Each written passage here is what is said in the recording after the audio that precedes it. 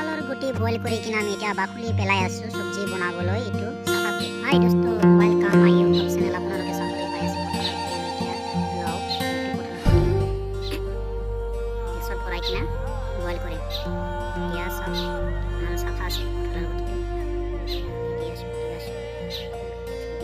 চাওক আপোনালোকে চাই থাকক কেনেকৈ বইল কৰে, কেনেকৈ চব্জি বনায় আৰু কেনেকৈ খাই টেষ্টি। এতিয়া আমি কঁঠালৰ গুটিটো বইল কৰিবলৈ ধুবলৈ লৈ যাওঁ। প্ৰথমতে আমি এতিয়া যাওঁ ধুবলৈ। চব সকলোৰে চাফা কৰিব লাগিব, তাৰপিছতহে বইল কৰা চাই থাকক। চাওক এতিয়া বেয়াকেইটা সেইটো মানে ওপৰলৈ আহিছে,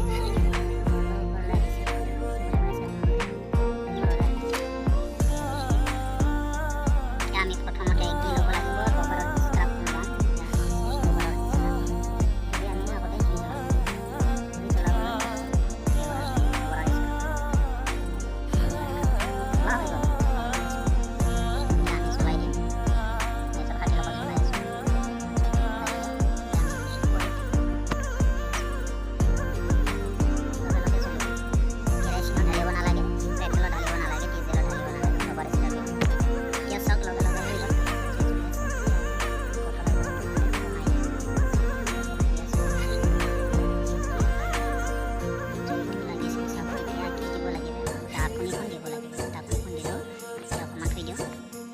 আমি আহিলোঁ চাবলৈ। এতিয়া উবলা হৈ আছে নে নাই চাওঁ। উবলাখন হৈ আছে।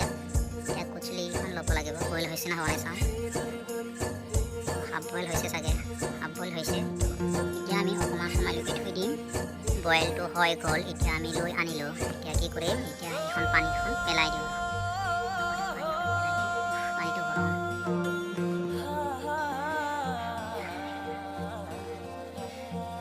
বইল হৈছে এতিয়া।